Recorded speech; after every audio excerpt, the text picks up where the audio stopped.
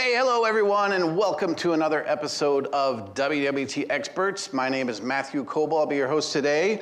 And today I'm delighted to have with us Jennifer Huber, and we'll be talking about the consumerization of Wi-Fi in the enterprise.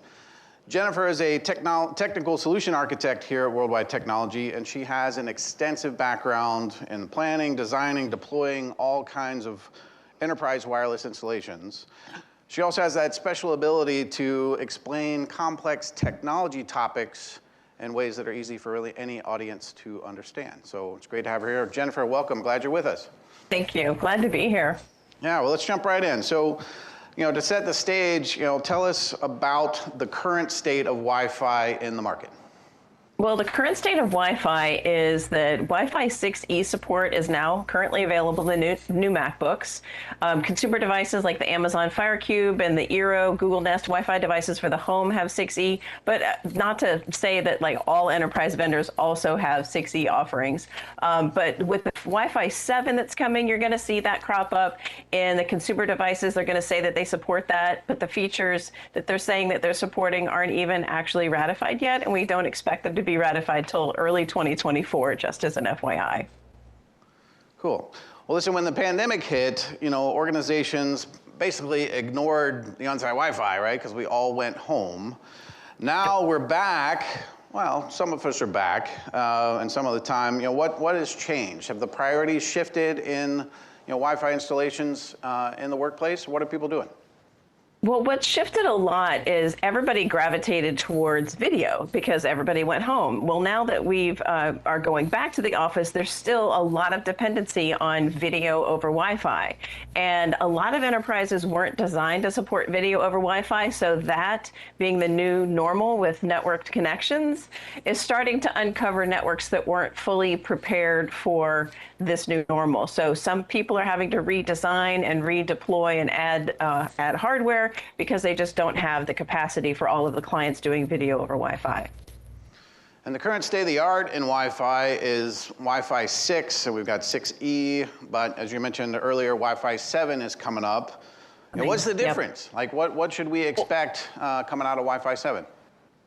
In the simplest of terms, Wi-Fi 6 still uses the 2.4 and 5 gigahertz spectrum.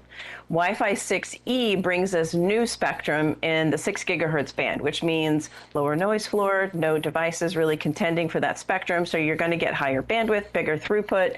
Wi-Fi 7 is going to bring one feature that I'll speak to, a whole bunch of other things, but the biggest feature is multi-link operation, which means that an access point can have multiple links to a client device, so that we're going to see improvements in throughput, redundancy, link steering. So because the AP will have basically two channels to speak to client devices on, you can do all kinds of things that we can't do now because an AP and a client have a singular wireless connection.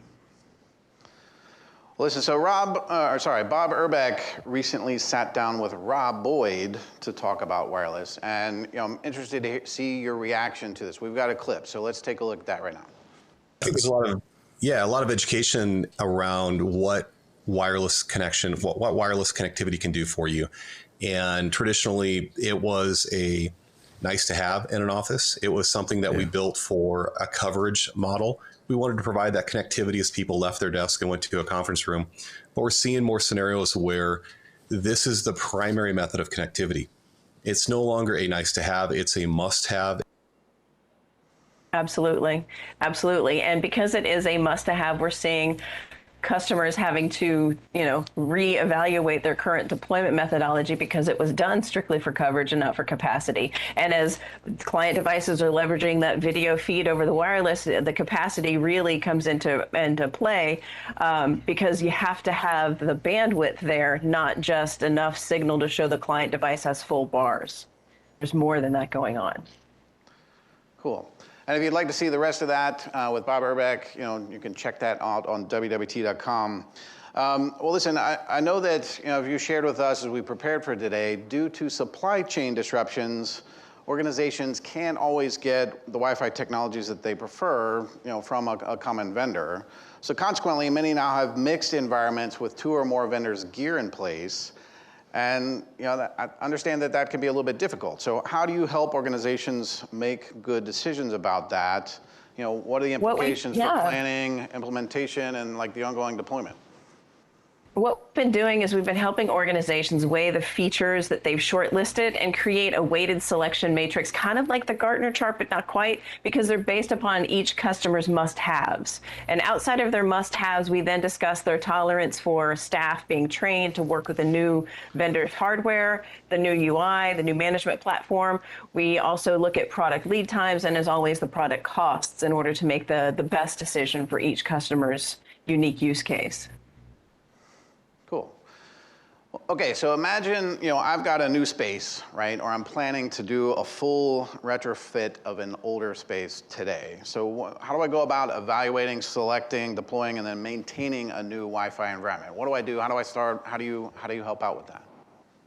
Well, in a new space, you would have the luxury of what we call a greenfield deployment. That means new cabling, optimal AP locations, and this is the easiest and simplest way to design and deploy a brand new wireless network, because you don't have to give any consideration to reusing cabling. It is possible in a brownfield deployment to reuse cabling, but it makes cutting over to the new infrastructure a little bit slower because you're unplugging one AP at a time and rolling over to the new network. But we gather data about the environment through wireless survey tools. We can either do a predictive to do some RF obstacle modeling, some software modeling of access points to get a feel where APs should go. And then we can take spectrum analysis tools out into the actual environment and take some real world setting measurements to make sure that our predictive is accurate, and then go from there to create the design, deploy it, install it, and then do a post-deployment validation survey to make sure that the customer is being handed over, like a warm handover, a fully functioning wireless pervasive network that meets all of the success criteria that was originally set out at the beginning of the project. That's interesting. And we can do this in all different kinds of environments.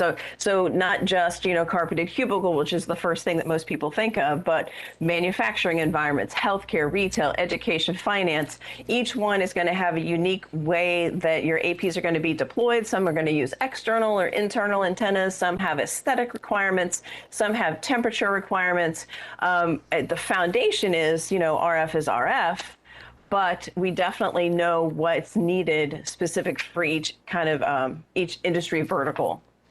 That's interesting, and I actually want to build on that a little bit and ask, I know you do that environmental survey ahead of time to kind of plan it out, and there's predictive tools, but then how often do you come back and sort of validate that, after, real world environment set up, people are in there, devices are in there, how often do you do that? It depends upon what the customer's needs are. I mean, there are certain instances where we've gone in because the customer needs to know what their current wireless deployment looks like today. They need to know if they have coverage holes, do they have sources of interference that maybe weren't there when the original network was put in. Possibly the wall construction, like the layout of the physical space has changed, especially in warehouse environments. That happens a lot. When racks and stuff get moved around, that can affect the wireless coverage drastically. So it really depends upon what the customer's business use case is and what their needs are for knowing what's happening in their environment today.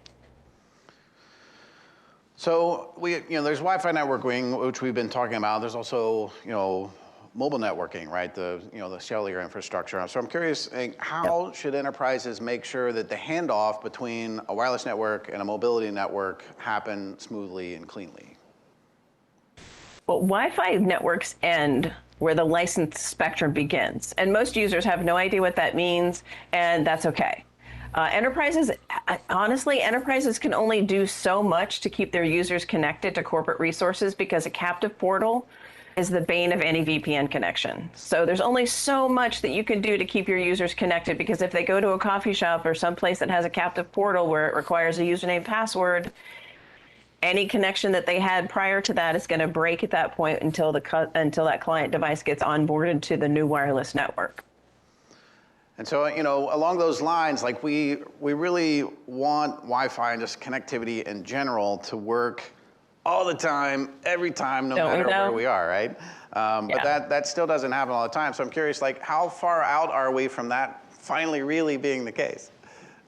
I don't think that we're ever going to see fast free Wi-Fi everywhere because there's just too many variables at play. The connection quality at a coffee shop is vastly unpredictable. It could be fast and it could not have any internet access at all, but you still see full bars. Like you're associated, but you have no internet connectivity because maybe they didn't pay their bill or maybe because their router's broken and they don't know it. And places where you'd expect free Wi-Fi, they could be charging for it. Or the connection speed could be so slow you'd be better off using your cellular connection. And I'll tell you, my best experience with public Wi-Fi, where it was fast, free, no captive portal, Tokyo subway system. My worst experience, where it was not free, didn't exist, couldn't connect to it, no internet connection, the London Underground. Interesting. Yeah. Yeah. Made it really hard to travel. Yeah. I do love the idea of the vision of the time when, whether it's Wi-Fi, mobile or whatever, that it just works magically every time. I know we're not there yet, but I do hope we not get there. Not there yet. All right, well, look, as we're kind of heading toward the end here, I'm interested, you mentioned earlier Wi-Fi 7, and I'm sure there'll be technologies beyond that. Yep. Always like to ask as our final question, where do you see things going? What are you excited about in the future of wireless networking?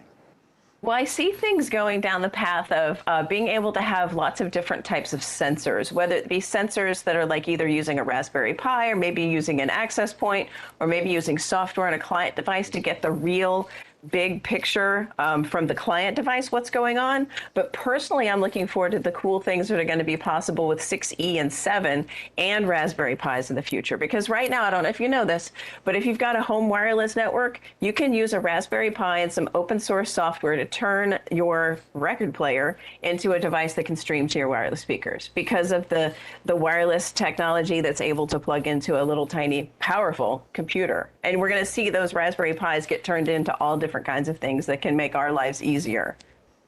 Yeah, that's cool. And I do in fact have one at my house running kind of the old MP3 collection we still have lying around, although we don't use it all that much. But yeah, I love that idea. Well, listen, Jennifer Huber, it's been great to have you with us today. Thank you so much for joining us. Yeah, glad to be here. Cool. And thank you for joining us today. This has been our WWT Expert Session with Jennifer Huber. Lots more coming up in the future, so check out the future events on WWT.com, and of course, a vast back catalog of expert sessions as well, WWT.com/events. We'll find all that stuff for you.